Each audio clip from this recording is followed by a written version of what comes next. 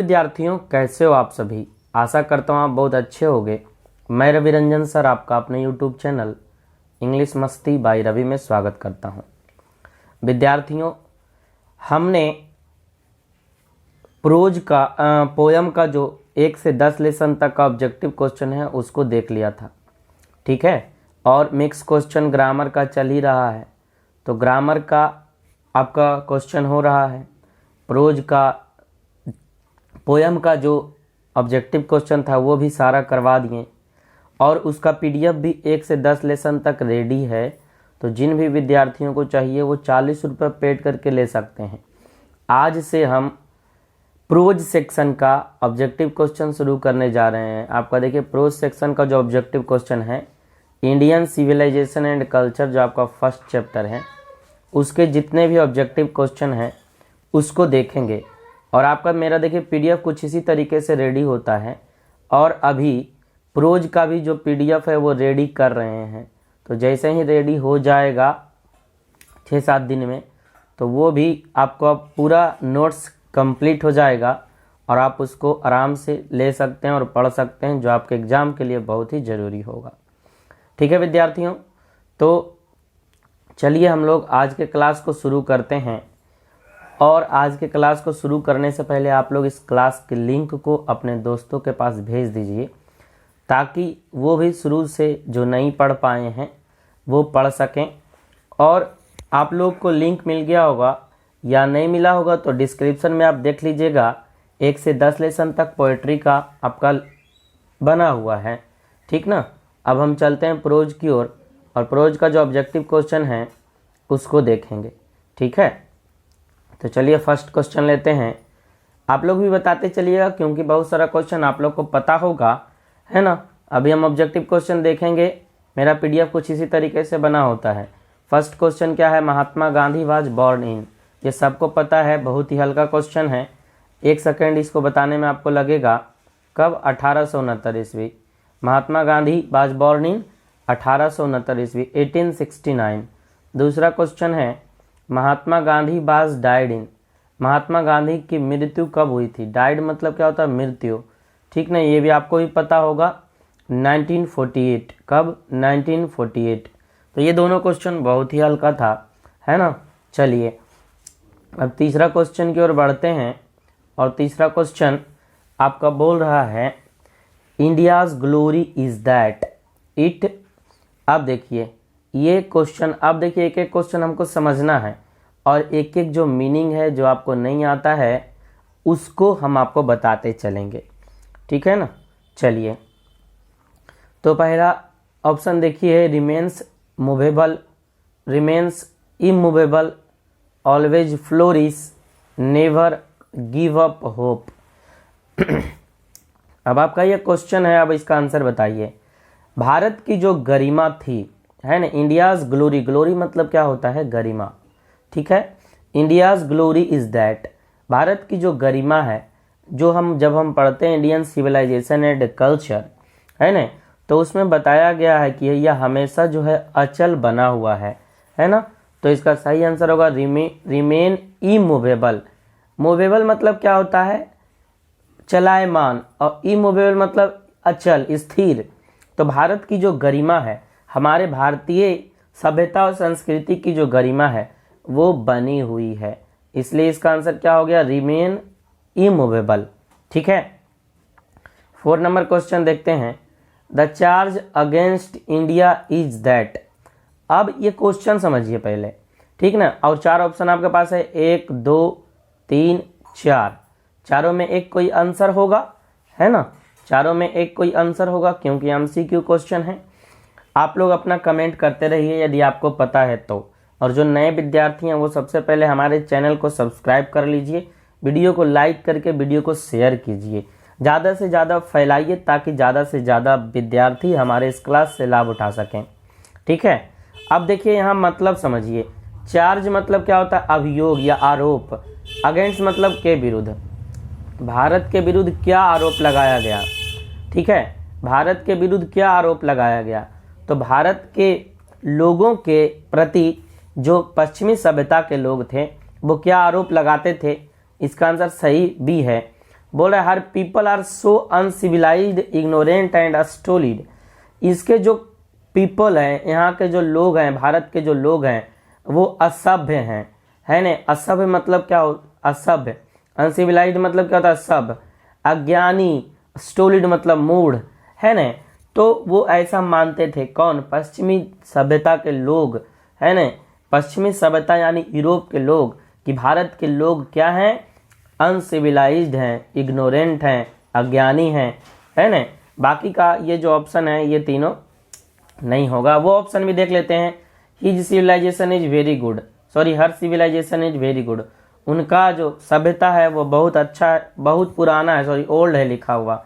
उसके बाद है it ignored to writings of the Greek, वे जो हैं वो ग्रीक यानी ग्रीक देश जो है उसके रचनाओं को इग्नोर करते हैं। और क्या है इसके बाद डी जो ऑप्शन है, his it's ancestors dissuaded from luxury and pleasure, और इनके जो पूर्वज हैं, इंसेस्टर मतलब पूर्वज होता है, और डिसवेड मतलब क्या होता है, मना करना, रोकना, है ना। डिसवेड पीपल मतलब लोगों को रोकते थे, किस लिए, लग्जरी और प्लेजर से, विलासिता और खुशी से, है ना। चलिए नेक्स्ट 5 नंबर क्वेश्चन देखते हैं। बोल रहा है गांधी जी डोमिनेटेड इंडियन पॉलिटिक्स ड्यूरिंग, अब ये आप लोग बताइए, ये अच्छा क्वेश्चन है और आप लोग को भी पता होगा। बोल रहा है कि गांधी जी जो हैं, डोमिनेट मतलब होता है प्रभुत्व स्थापित करना या अधिकार जमाना। डोमिनेट मतलब क्या होता है, प्रभुत्व स्थापित करना या अधिकार जमाना। तो गांधी जी जो थे वो भारत के राजनीति में कितने अवधि के दौरान, ड्यूरिंग जो है वो ड्यूरेशन बताता है, ड्यूरिंग क्या बताता है, ड्यूरेशन, ड्यूरेशन मतलब अवधि, ठीक है ना। तो कितने से कितने अवधि तक गांधी जो है वो भारत के राजनीति में उनका अधिकार रहा, है ना। ऑप्शन देखिए, एक है, बी है, सी है और डी है। 4 ऑप्शन है हमारे पास, 4 ऑप्शन में एक ऑप्शन सही होगा। तो सही कौन सा है, तो सही होगा 1915 से 1948, है ना। 1915 से 1948, क्योंकि 1915 में वो भारत आए थे दक्षिण अमेरिका से, है ना। और वही टाइम से 1915 से वो उनका राजनीति में जो अधिकार जमा वो कहाँ तक जमा, भारत की आज़ादी तक, 1948 ईस्वी तक, ठीक है विद्यार्थियों। तो देखिए ये हमारा ही पीडीएफ है और हम ऐसा ही पीडीएफ देते हैं, ठीक है। तो जिन भी विद्यार्थियों को पीडीएफ चाहिए वो ऊपर जो एक नंबर दिया गया था उस पर आप 40 रुपये पेड करके अभी 1 से 10 लेसन तक पोइट्री का पीडीएफ बना हुआ है, ले सकते हैं। चलिए नेक्स्ट क्वेश्चन देखते हैं। नेक्स्ट क्वेश्चन क्या है, the western civilization has tendency to privilege. अब देखिए ऑप्शन इसमें 3 ही दिए हैं, एक पैटर्निटी, मोरालिटी और मैटेरियलिटी। क्या सही आंसर होगा आप लोग बताइए, और एक एक शब्द को समझते चलिए, है ना, और क्लास को लास्ट तक देखिए। क्यों, क्योंकि जब तक आप इंग्लिश को पढ़ के समझ नहीं पाइएगा तो एग्जाम में आप आंसर नहीं कर पाइएगा ऑब्जेक्टिव क्वेश्चन का, है ना। क्या बोल रहा था, western civilization has tendency to privilege. Western civilization जो पश्चिमी सभ्यता है उसका इरादा, उसका जो प्रवृत्ति है, टेंडेंसी मतलब प्रवृत्ति होता है, टेंडेंसी टू प्रिविलेज, वो किस चीज को बढ़ावा देता है, किस चीज को विशेषाधिकार देता है। प्रिविलेज मतलब क्या होता है, विशेषाधिकार देना। तो पैटर्निटी मतलब होता है पिता से संबंधित, मोरालिटी मतलब नैतिकता से संबंधित, ठीक है ना। और मैटेरियलिटी मतलब होता है भौतिकता से संबंधित, भौतिक सुख से संबंधित। तो जो वेस्टर्न सिविलाइजेशन है, वेस्टर्न टेंडेंसी है, वो किसको बढ़ावा देता है, तो वो मैटेरियलिटी को बढ़ावा देता है, भौतिकतावाद को बढ़ावा देता है, भौतिकता को बढ़ावा देता है। तो 6 का सही आंसर क्या है, सी है, ठीक है। आगे देखिए, आगे हम लेते हैं क्वेश्चन 6, 7 और 8 नंबर, ठीक है। 7 नंबर क्वेश्चन देखिए क्या बोल रहा है, Indian civilization elevates the blanks foundation independence spiritual और मोरल बीइंग। भारत की जो सभ्यता है वो किसकी विकास करती है, एलिवेट मतलब ऊपर उठाना या विकास करना। तो भारत की जो सभ्यता है वो किसकी विकास करती है, तो भारत की सभ्यता जो है वो नैतिकता का विकास करता है, मोरल बीइंग का विकास करता है। ये आप इंडियन सिविलाइजेशन एंड कल्चर पढ़े होंगे तो आपको पता होगा, ठीक है। बाकी देखिए फाउंडेशन मतलब क्या होता है, नींव होता है। इंडिपेंडेंस मतलब स्वतंत्रता होता है। और स्पिरिचुअल मतलब क्या होता है, धर्म से संबंधित, धार्मिक, ठीक है। तो मोरल बीइंग, सही आंसर क्या होगा, ऑप्शन डी मोरल बीइंग, ठीक है। 8 नंबर क्वेश्चन देखिए, बोल रहा है machinery makes us slaves and be less hour. अब देखिए क्या बोल रहा है कि मशीनरी जो है वो हमको गुलाम बना देता है, ठीक है। मशीनरी क्या करता है, जो मशीन होता है उसके हम गुलाम बन जाते हैं। जैसे देखिए अभी बहुत सारे लोग जो एसी वगैरह में रहते हैं, है ना, जैसे ही वो धूप में आते हैं तो उनका चमड़ा वगैरह जो है वो उस पर झुर्रियाँ आने लगता है, लाल लाल पड़ने लगता है। तो क्या है, वो उस वातावरण के गुलाम बन गए, उनको उसी में रहना पसंद है। उससे थोड़ा सा बाहर निकलते हैं तो उनको बेचैनी होने लगती है। तो मशीनरी क्या किया है, हम लोगों को गुलाम कर दिया है। और क्या किया है, बी लेस आवर। और हम क्या किए हैं, अपने किसको ख़त्म कर दिए हैं, है ना। तो अपने स्ट्रेंथ को ख़त्म हम कर देते हैं, ओन स्ट्रेंथ, हमारी जो ताकत है वो ख़त्म हो जाता है, ठीक है ना। आगे देखिए तो यहाँ एक है मोरल फाइबर, आइडियोलॉजी और कैरेक्टर, ठीक है ना। मोरल फाइबर मतलब होता है नैतिक शिक्षा या नैतिक विकास। आइडियोलॉजी मतलब होता है धर्म से संबंधित या विचार से संबंधित। कैरेक्टर मतलब क्या होता है, गुण या विशेषता, ठीक है। तो मशीनरी क्या करता है, हमारे अपने स्ट्रेंथ को क्या कर देता है, कम कर देता है। पहले देखिए हम लोग 1-1 किलोमीटर तक आराम से पैदल चलते थे, लेकिन जैसे ही बाइक आया या तो लोग सब्जी भी खरीदने अगर 500 मीटर जाते हैं तो बाइक से ही जाते हैं, तो हम उसके गुलाम हो गए। मशीनरी क्या किया है, हमको गुलाम कर दिया है, ठीक है। आगे आइए 9 नंबर क्वेश्चन क्या बोल रहा है, modern civilization in is mainly the worship of. Modern civilization जो है, आधुनिक सभ्यता जो है, वो मुख्य रूप से किसकी पूजा करता है ना। Modern civilization is mainly the worship of. Modern civilization मुख्य रूप से किसकी पूजा करता है। ऑप्शन 1 है आइडल्स, ऑप्शन बी है मटेरियल्स, ऑप्शन सी है आर्ट्स और ऑप्शन डी है पॉलिटिक्स। बताइए, तो मॉडर्न सिविलाइजेशन जो है मटेरियल की पूजा करता है ना, भौतिकता की पूजा करता है, भौतिक सुख की पूजा करता है, ठीक है ना। आइडल्स मतलब होता है मूर्ति, आर्ट्स मतलब कला और पॉलिटिक्स मतलब राजनीति, ठीक है। चलिए नेक्स्ट क्वेश्चन और हल्का क्वेश्चन है। क्वेश्चन क्या बोल रहा है, Indian civilization and culture is written by. आपको ही पता है क्या सही आंसर होगा, महात्मा गांधी। आपको जो आता है आंसर वो करते लिखते चलिए, ठीक है। अपना कमेंट में लिखते चलिए, इन्हें देखें कि सर कमेंट देख रहे हैं नहीं देख रहे हैं। लास्ट में कितना क्वेश्चन आपका सही होता है वो बताइए। और यदि आपको नहीं पता है तो मेरा जो बता रहे हैं उसको देखते चलिए और आराम से लास्ट तक देखिए, क्योंकि आपके एग्जाम में आएगा ही आएगा ऑब्जेक्टिव क्वेश्चन, है ना, ये तो श्योर है। और हम फिर से 1 लेसन से आपका करवा रहे हैं प्रोज वाला सारा। पोइट्री तो हो गया है, 1 से 10 लेसन तक का ऑब्जेक्टिव। तो जिन भी विद्यार्थियों को वो नहीं मिला होगा वो डिस्क्रिप्शन में जाके देख लीजिएगा, नहीं तो प्लेलिस्ट उसका बना हुआ है। देखिए 11 नंबर क्वेश्चन है, modern civilization is based on. ये अभी ही बता रहे थे, क्या होगा, मैटीरियलिज्म। मैटीरियलिज्म मतलब भौतिकतावाद, यानी सामान जो भी होता है आविष्कार उससे संबंधित, ठीक है ना। बाकी का ऑप्शन जो है वो गलत है, ठीक है ना। तो मॉडर्न सिविलाइजेशन क्या है, आधुनिक सभ्यता जो है वो किस पर आधारित है, वो मैटेरियलिज्म पर ही आधारित है, ठीक है। चलिए नेक्स्ट क्वेश्चन देखते हैं। नेक्स्ट क्वेश्चन क्या है, माई एक्सपेरिमेंट विथ ट्रूथ। ये क्या है ने, सत्य के साथ मेरा प्रयोग। ये क्या है, स्टोरी है, नोवेल है, ऑटोबायोग्राफी है या बायोग्राफी है। तो ये क्या है, ऑटोबायोग्राफी। क्या है, ऑटोबायोग्राफी। ऑटोबायोग्राफी मतलब क्या होता है, आत्मकथा।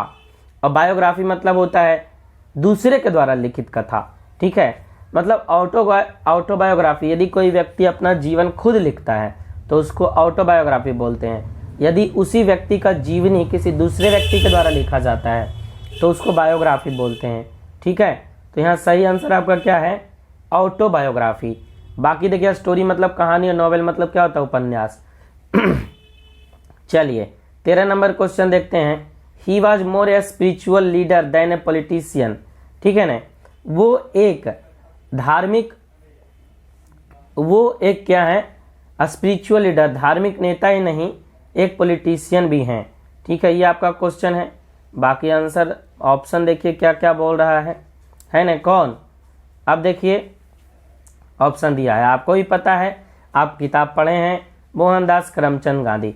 स्टार्टिंग जैसे ही होता है हमारे कहानी का, तो जब लेखक का परिचय दिया हुआ तो होता है, वहीं पे ही तो लिखा हुआ है he was more a spiritual leader than a politician. तो ये कौन थे, मोहनदास करमचंद गांधी, यानी महात्मा गांधी। ठीक है, चलिए नेक्स्ट क्वेश्चन देखिए। Which civilisation is not beaten in the world. अब देखिए यहाँ बीटेन का मतलब क्या है, थोड़ा सा समझिए। वैसे तो आपको पता होगा यदि आप किताब पढ़े होंगे। तो इसका सही आंसर क्या है, जल्दी से बताइए। Option A, B, C, D है ना, 4 ऑप्शन है, 4 ऑप्शन यहाँ है। तो बोल रहा है अब क्वेश्चन, किस सिविलाइजेशन को दुनिया में पराजित नहीं किया जा सकता। यहाँ बीटेन मतलब मारना नहीं, ठीक है ना, ऐसे बीट का V3 फॉर्म है ये बीटेन। ठीक है, लेकिन यहाँ बीटेन मतलब मारना नहीं, पराजित करना। सभ्यता को मार नहीं सकते, पराजित करना यहाँ। ठीक है, तो किस सभ्यता को पराजित नहीं किया जा सकता है पूरी दुनिया में, तो ये इंडियन सिविलाइजेशन है। कौन सा सिविलाइजेशन, हमारा सिविलाइजेशन, हमारे भारत का सिविलाइजेशन है ना। चलिए नेक्स्ट क्वेश्चन 15 नंबर हम लोग देखते हैं। 15 नंबर क्वेश्चन है, Mahatma Gandhi has written the lesson. Mahatma Gandhi ने किस लेसन को लिखा है, आपको ही पता है, पढ़ रहे हैं, इंडियन सिविलाइजेशन एंड कल्चर। हल्का क्वेश्चन है। ठीक है, नेक्स्ट देखिए 16 नंबर, फेरोज वेयर रूलर्स एंशिएंट। यहाँ फेरोज रूलर्स वेयर एंशिएंट, यहाँ एक वेयर जो है वो फालतू का लिखा गया है। फेरोज रूलर जो है वो कहाँ के शासक थे, प्राचीन किसके शासक थे। तो फेरोज मतलब क्या होता है, एक ही बात होता है, फेरोज मतलब होता है मिस्र का शासक।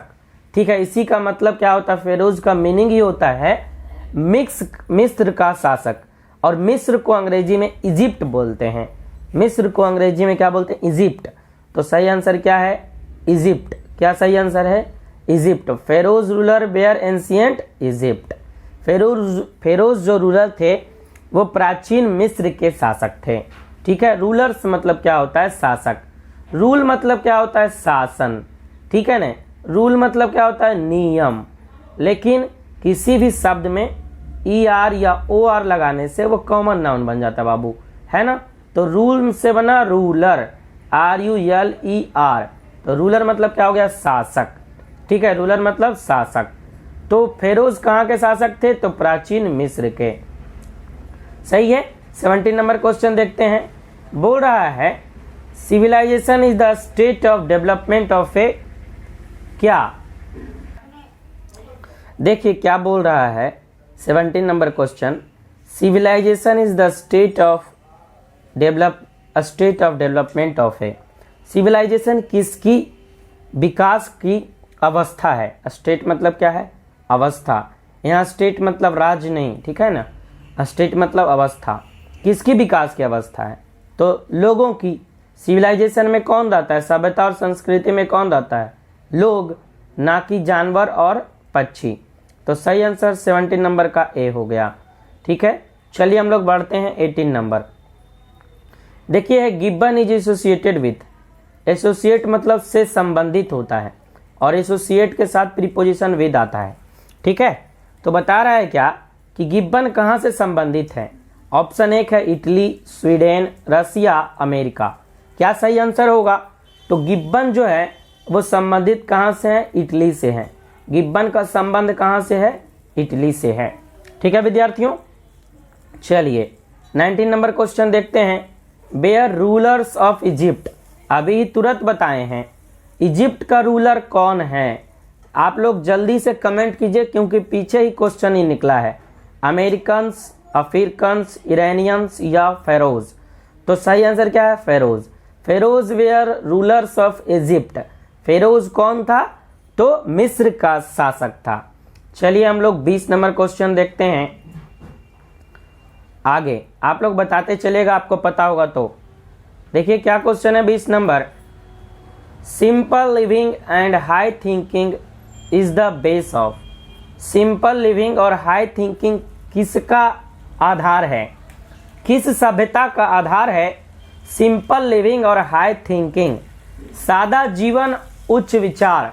सिंपल लिविंग मतलब क्या होता है? सादा जीवन। हाई थिंकिंग मतलब उच्च विचार। ऑप्शन देखिए क्या है, American civilization, Indian civilization, European civilization या नन ऑफ दीज। तो सही आपका क्या होगा? Indian civilization. सही क्या होगा? Indian civilization. जो भी विद्यार्थी नए जुड़े हैं अभी हमारे चैनल से, वो क्या करें, हमारे चैनल को सब्सक्राइब करके वीडियो को लाइक कर लीजिए और वीडियो शेयर कर दीजिए और क्लास को लास्ट तक देखिएगा, क्योंकि यह क्लास आपके लिए बन रहा है और आपके एग्जाम के लिए है। ठीक है, नेक्स्ट क्वेश्चन देखिए 21 number, Indian glory is that is. यह क्वेश्चन पीछे आ चुका है।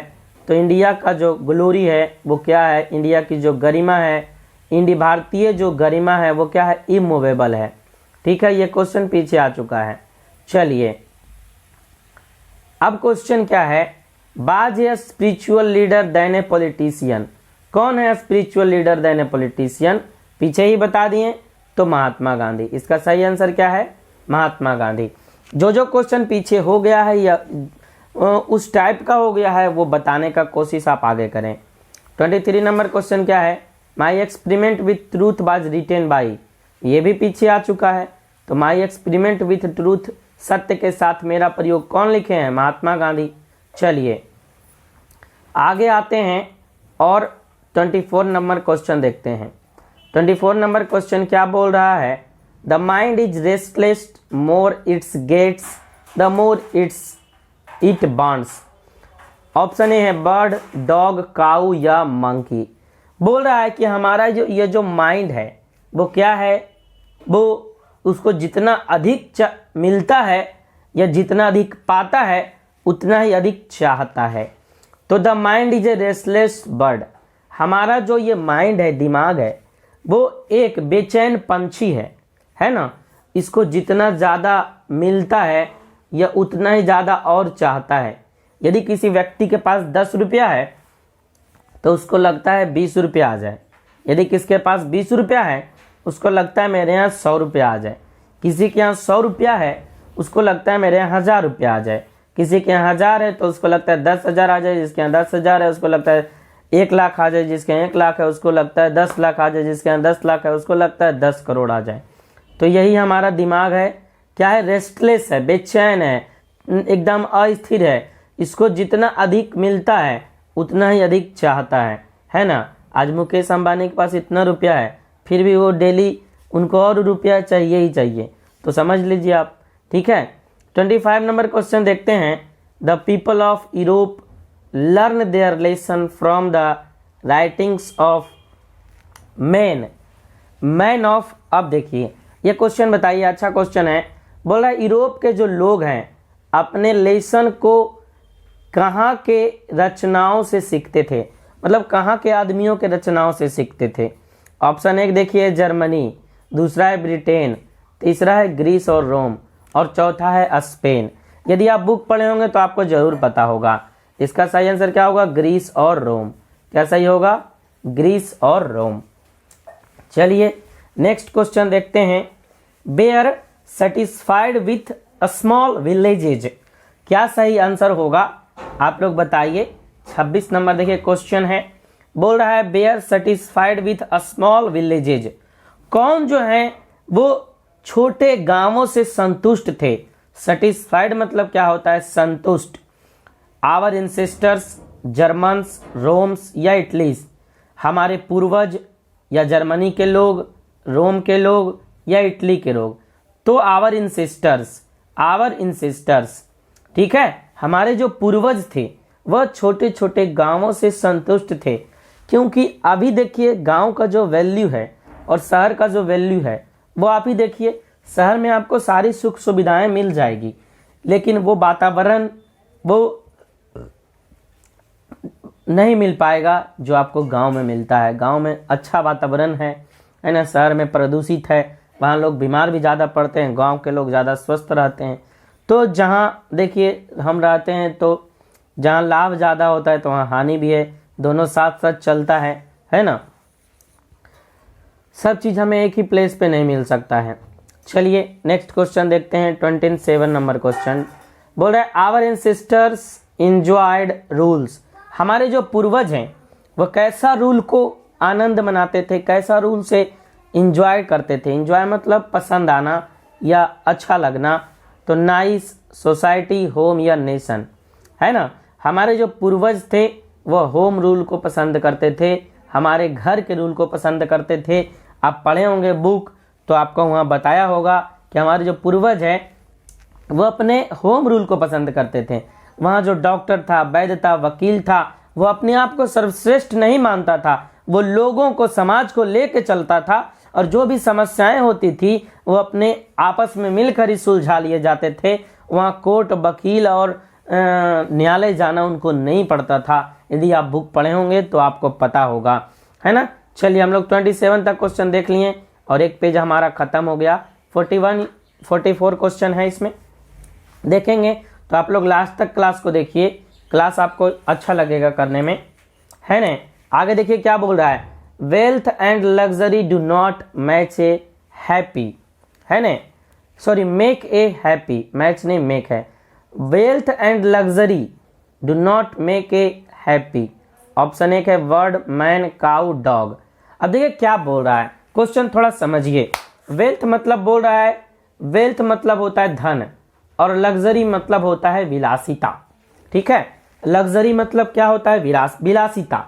बोला कि धन और विलासिता किसको नहीं खुश कर सकता है, तो आदमी को, है ना। यहाँ सही आंसर क्या हो जाएगा, बी, आदमी।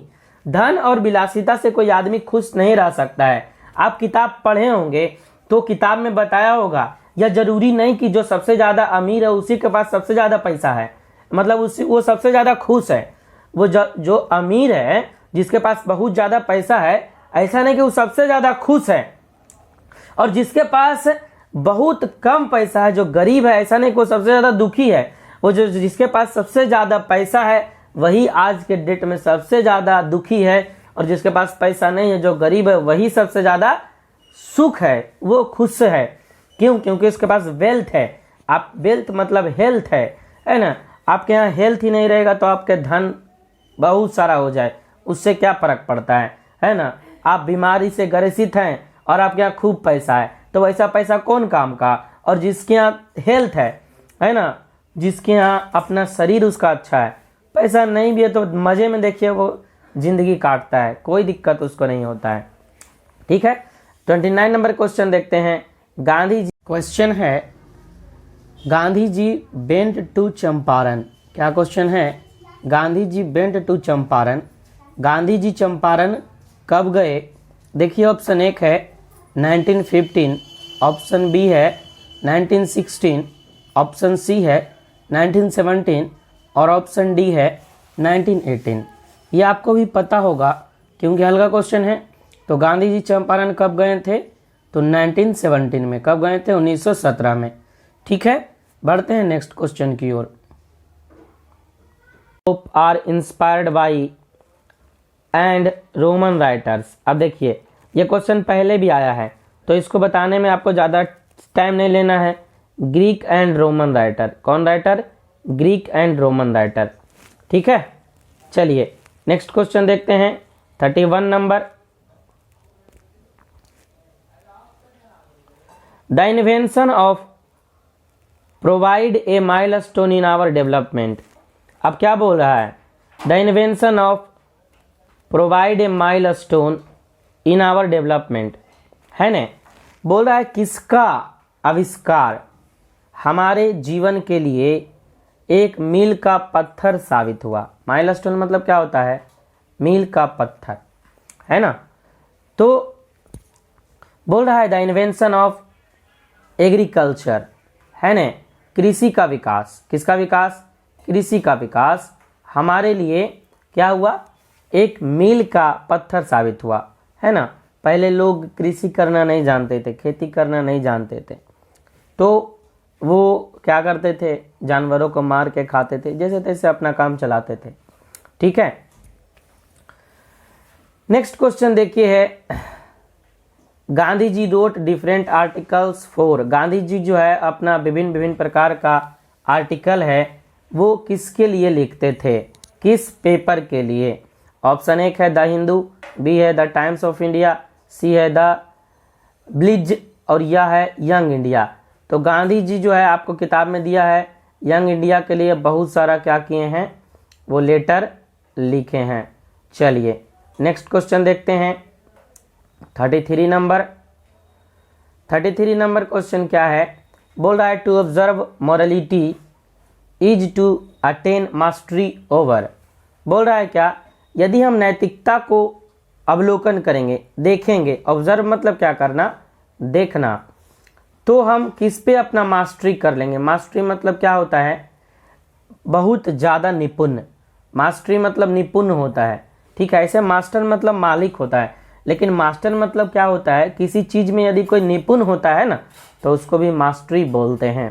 ठीक है, तो बोल रहा है to observe morality is to attain mastery over.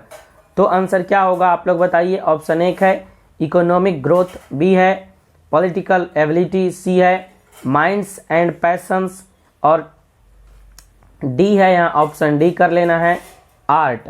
तो सही क्या हो जाएगा, माइंड्स एंड पैशंस है ना, माइंड्स एंड पैशंस। यदि हम नैतिकता का अवलोकन करते हैं, नैतिकता का विचार करते हैं, तो हम अपने दिमाग पे, अपने विचारों पे और हमारा जो जुनून है ना, जो उलूल जुलूल काम करते हैं उस पे क्या कर लेंगे, मास्टरी, निपुणता हासिल कर लेंगे और हम वही काम करेंगे जो अच्छा होगा, जो नैतिकता से भरा होगा। ठीक है, चलिए आगे देखिए 34 नंबर क्वेश्चन क्या बोल रहा है, the mind is a restless word which always remains. Option एक है हंगरी, अनसेटिस्फाइड, थ्रस्टी या सिक। अब पहले क्वेश्चन समझिए, बोल रहा है कि माइंड जो हमारा है वो एक बेचैन पंछी है, एक बेचैन पंछी है जो हमेशा क्या बना रहता है, रिमेन्स मतलब बना रहना, ऑलवेज मतलब हमेशा, जो हमेशा अनसेटिस्फाइड रहता है। क्या रहता है, अनसेटिस्फाइड। क्या रहता है, अनसेटिस्फाइड। अनसेटिस्फाइड मतलब होता है असंतुष्ट। अनसेटिस्फाइड मतलब क्या होता है, असंतुष्ट।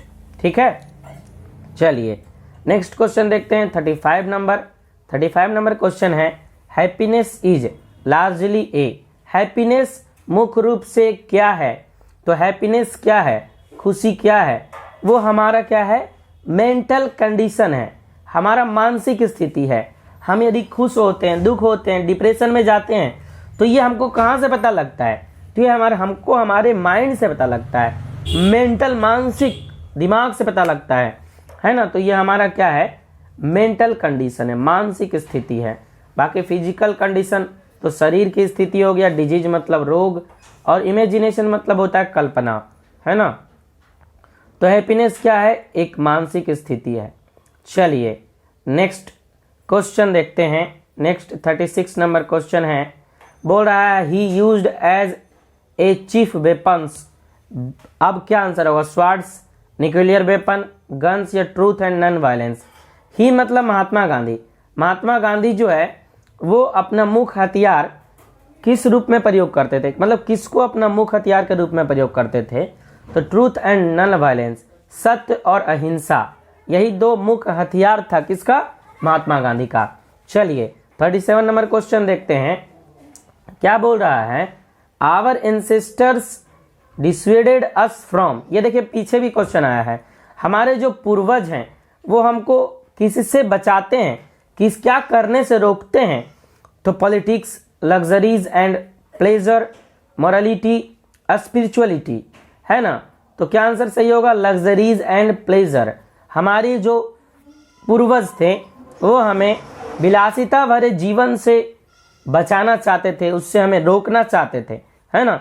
पॉलिटिक्स मतलब राजनीति होता है, मोरालिटी मतलब होता है नैतिकता, स्पिरिचुअलिटी मतलब होता है धार्मिकता।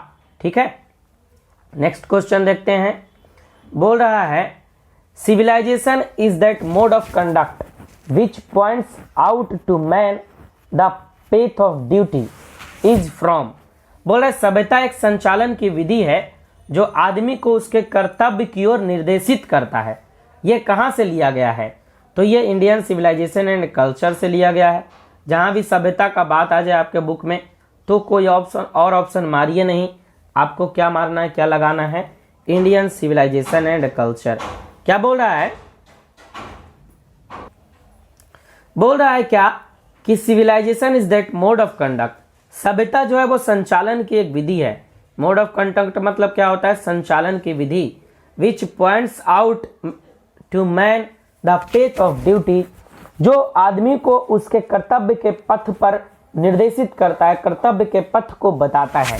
तो वो क्या है? वो कहाँ से लिया गया है? इंडियन सिविलाइजेशन एंड कल्चर से।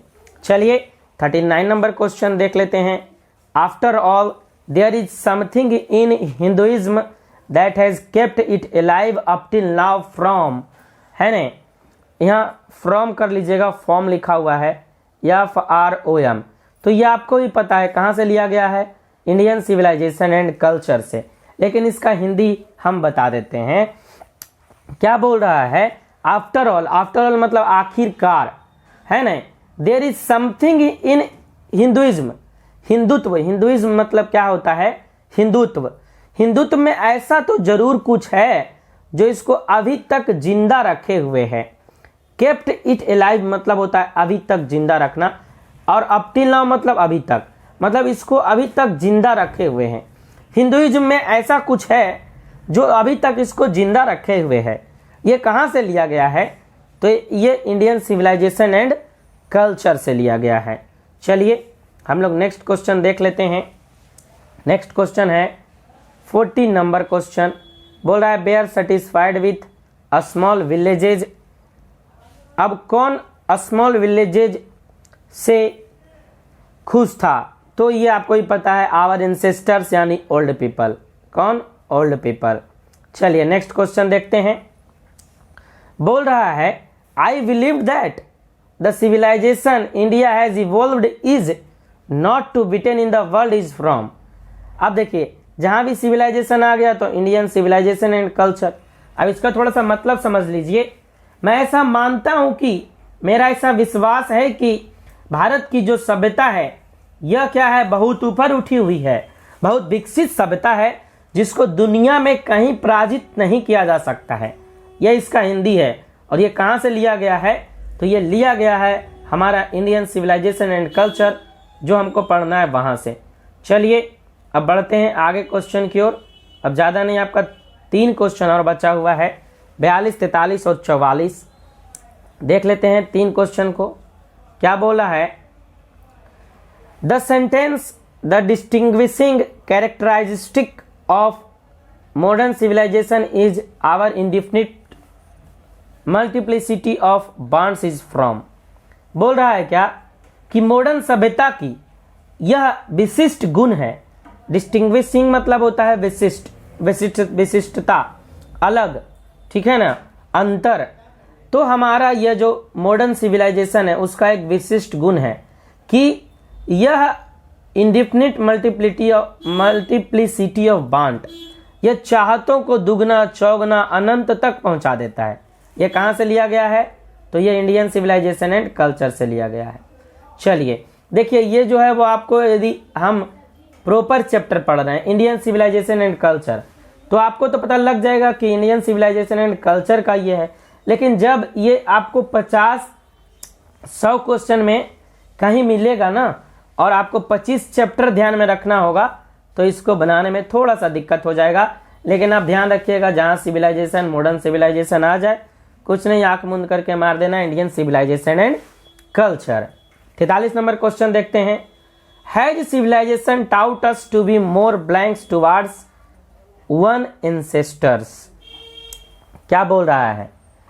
क्या हैज सिविलाइजेशन टाउट्स अस, क्या हमारा संविधान हमको सिखाता है, सॉरी हमारी सभ्यता जो है हमको सिखाती है ना, to be more towards one another, हम एक दूसरे के प्रति क्या हो? ऑप्शन 1 इनमी, दुश्मन बन जाए। ऑप्शन बी एंग्री, उससे गुस्सा हो जाए। ऑप्शन बी अपसेट, उदास हो जाए। या ऑप्शन डी फ्रेंडली, हम फ्रेंडली हो जाएं, फ्रेंड के जैसा व्यवहार करें। तो हमारा सभ्यता संस्कृति हमें भाईचारा को बताता है ना। हमारी भारतीय सभ्यता जो है वो हमें सिखाती है कि हमें भाईचारे में मिलजुल कर रहना चाहिए। तो आंसर क्या सही है? Friendly. Has civilization taught us to be friendly towards one another. हमारा जो सिविलाइजेशन है हमको ये सिखाता है, हमारी जो सभ्यता है हमको ये सिखाती है कि हमें फ्रेंडली वे में, मित्रवत रूप से या भाईचारे के रूप से रहना चाहिए। ठीक है विद्यार्थियों, और लास्ट क्वेश्चन देख लेते हैं। शॉर्ट क्वेश्चन आंसर अभी आपको बताया नहीं जाएगा, वो बाद में बता देंगे। ठीक है, पहले तो सारा ऑब्जेक्टिव हो जाए ताकि आपका ऑब्जेक्टिव क्लियर हो जाए और आपका एग्जाम में अच्छा ऑब्जेक्टिव जाए। यदि आप 50 में 50 ऑब्जेक्टिव बना लेते हैं तो आपको 50 में 50 नंबर आ जाएगा, वो कोई नहीं रोकेगा। बोल रहा है European civilization will blanks for India. क्या बोल रहा है? यूरोपियन सिविलाइजेशन बिल मीन है ना फॉर इंडिया। यूरोपियन सिविलाइजेशन का मतलब इंडिया के लिए क्या था, है ना? तो ऑप्शन एक है वांट लिविंग रियल रियून। तो European civilization will mean ruin for India. Ruin मतलब क्या? बर्बाद। यूरोपियन सिविलाइजेशन का जो मतलब था वो इंडिया के लिए क्या है? वो इंडिया को बर्बाद ही, बेकार ही समझता था, यहाँ के लोगों को अज्ञानी समझता था, इग्नोरेंट है ना, अनसिविलाइज्ड। तो उसको लगता था यहाँ का बर्बाद है, जबकि जो है उन्हीं की सभ्यता हमारी सभ्यता से ज़्यादा खराब है। मतलब खराब नहीं, सबकी सभ्यता अपनी अपनी जगह अच्छी है, लेकिन वहाँ की सभ्यता आप भी किताब में पढ़े होंगे कितना दिन बची, लेकिन हमारी जो सभ्यता है वो अभी तक जिंदा है, अभी तक चल रहा है। तो हमने 44 क्वेश्चन को देख लिया और हम इस चैप्टर से एक भी क्वेश्चन को छोड़े नहीं हैं, लगभग सारे क्वेश्चंस को ले लिए हैं। आई होप आज का क्लास आपको अच्छा लगा होगा और क्लास करके आपको खुशी हुई होगी और आपका जो है वो ऑब्जेक्टिव में कहीं से कोई दिक्कत होने वाला नहीं है, क्योंकि ऑब्जेक्टिव आपको ग्रामर पढ़ा ही रहे हैं। पोइट्री का क्वेश्चन चल रहा है, प्रोज का, पोइट्री का ख़त्म हो गया और प्रोज का चल रहा है। ठीक है विद्यार्थियों, फिर मिलते हैं आपसे नेक्स्ट क्लास में। आप लोग जो है वो क्लास को लाइक कर लीजिएगा और क्लास से बाहर निकलने के बाद क्लास को लाइक करके कमेंट अपना कीजिएगा, ताकि और भी लोग देखें तो वो कमेंट से हमारे वीडियो तक पहुंच सकें और देख सकें। ठीक है, मिलते हैं आपसे नेक्स्ट क्लास में। तब तक के लिए जय हिंद, वंदे मातरम। आप लोग खुश रहें, तंदुरुस्त रहें, मस्त रहें और अपना सबसे मेन काम जो आपका पढ़ाई है वो मन से कीजिए, क्योंकि अब ज़्यादा दिन बचा नहीं है। ठीक है, bye bye, see you in next video.